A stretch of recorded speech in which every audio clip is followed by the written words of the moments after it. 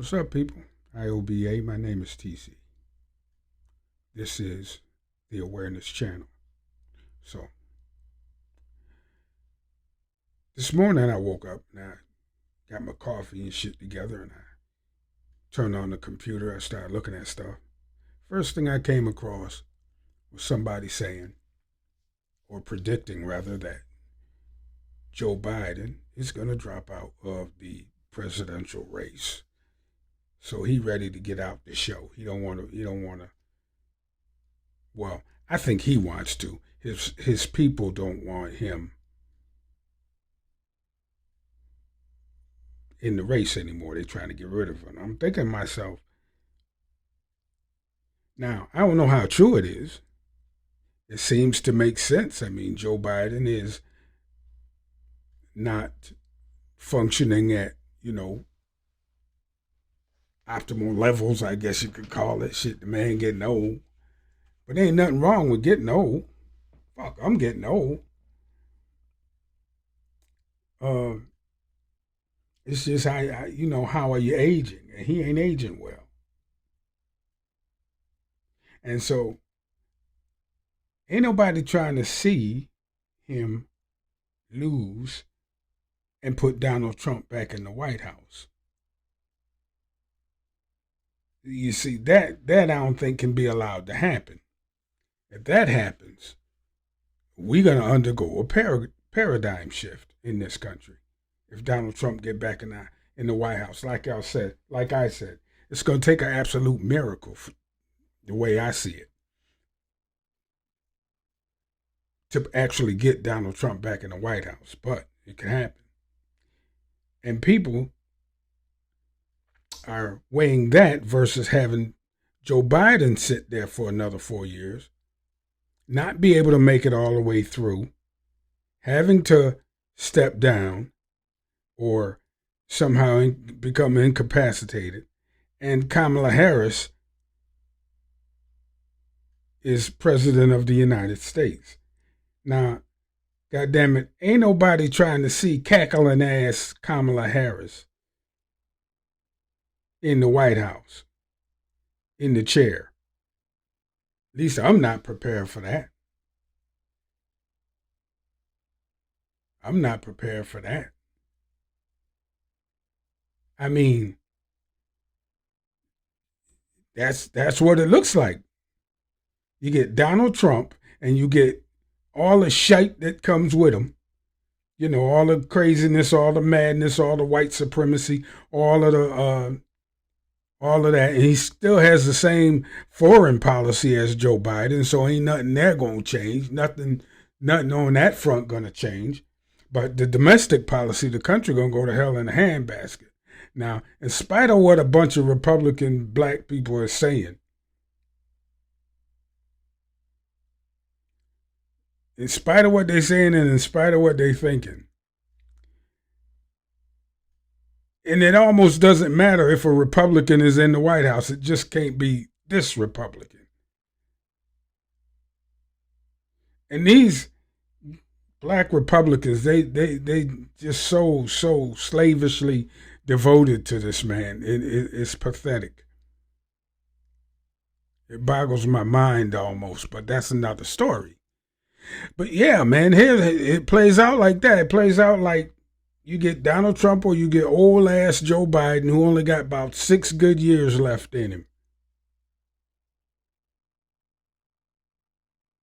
And only 2 of them good years they'll be able to prop him up in the White House.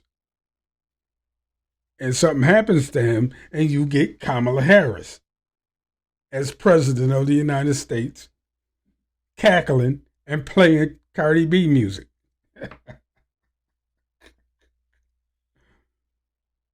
So I wonder what the establishment, the people behind the scenes are going to do about this.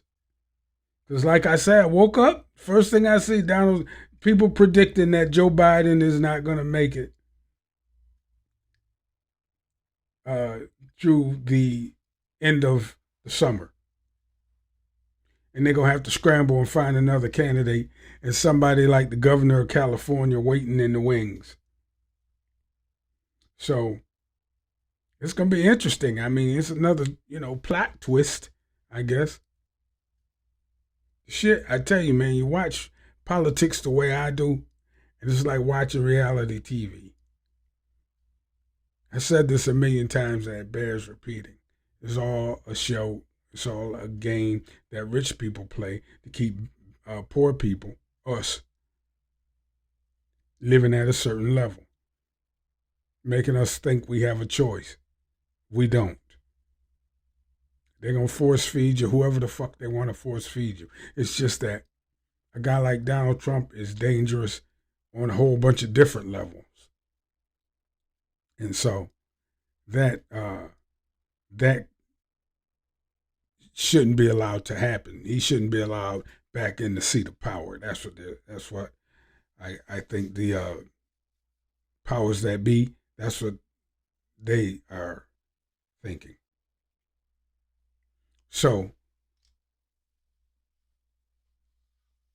you damned if you do, damned if you don't. They think they can beat motherfucking Donald Trump. I do believe that the powers that be, the Democratic Party and whomever, the corporations and all of the people that really wield power in this country, they think they can beat Donald Trump in the election. But what happens when Joe Biden gets back in the White House for 4 more years and can't even stand up? You see what I'm saying? So it's going to be interesting to watch because they got a debate coming up. These two old motherfuckers gonna square off.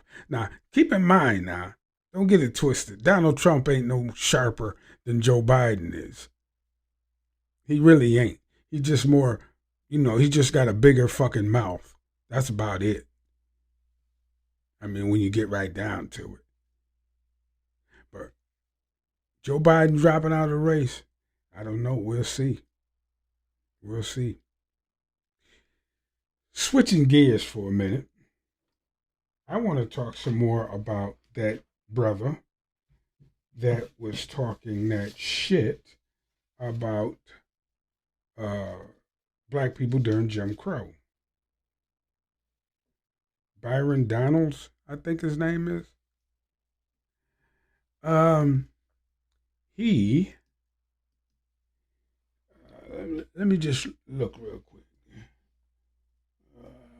Yeah.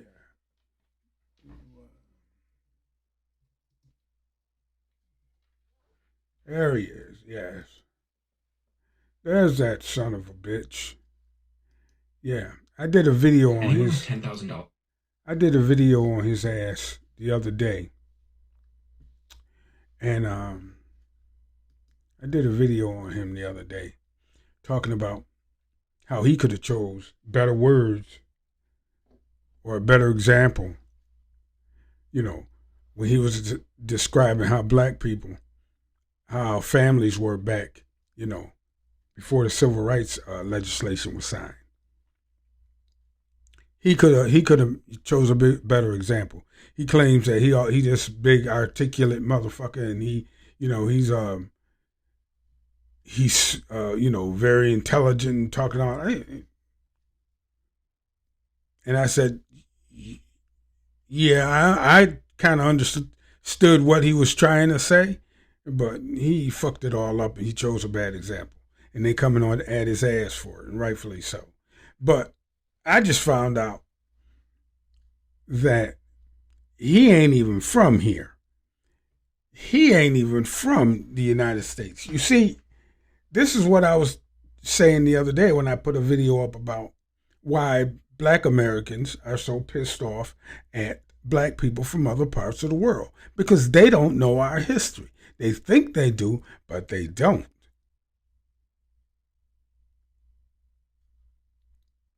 A motherfucker sitting up in the goddamn cigar lounge, a goddamn first generation American, a goddamn Jamaican, probably from the aristocracy in Jamaica. He ain't even a Rasta man. Because if he was a Rasta man, he would have knew not to say no shit like that. But this goddamn Jamaican sitting up in the goddamn cigar lounge, sipping on goddamn cognac and talking shit, with a bunch of other rich niggas. Probably all goddamn children of immigrants also. Talking about Jim Crow and what it was like for the black family during Jim Crow. How the fuck would he even know? Because he read a bunch of white boy books, and that's what it told him. No.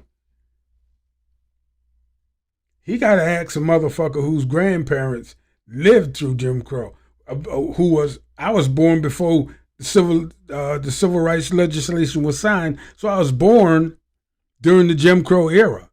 My family came north because of that shit, and it wasn't much better up here. We was just able to get better paying gigs. So, brother, you come from goddamn Jamaica. You should be commenting on what it was like in Jamaica during that period of time. That's what you should be talking about. Not about Jim Crow, bro. Because you don't know shit about Jim Crow. You know absolutely nothing about it. Otherwise, you wouldn't have said what you said. And that's why everybody got their foot in your ass. You trying to clean it up now. Talking about they took it all out of context. And if you listen to my entire statement and try to stand on your ground and you trying to hang off the bottom of Donald Trump balls like one of his shriveled up pubic hairs, just like the rest of them goddamn coons, until you can't see who your real enemy is. Funny how all these motherfuckers be married to be snow blinded at the same time. They be talking about the black family, yet they themselves are snow blinded. You know what snow blinded means? It means when the snow is coming at you so fast and so hard until you can't see. If you've been up north in a blizzard with all of this white coming at you and got you all covered up and snow blinded until you marry it, until you fall in love with it, until it's your thing all of a sudden, and now you can't even see black people as your equal no more because you've been snow blinded. You dig me? And a lot of these motherfuckers would be married to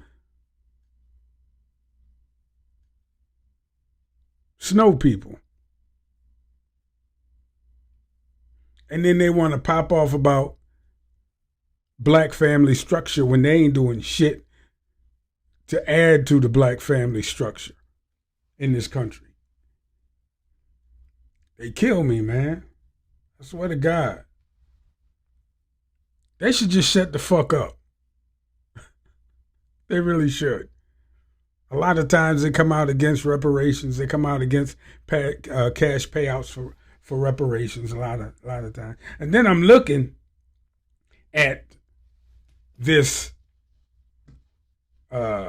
news clip, right? I'm looking at this news clip, and it's got Joy Reid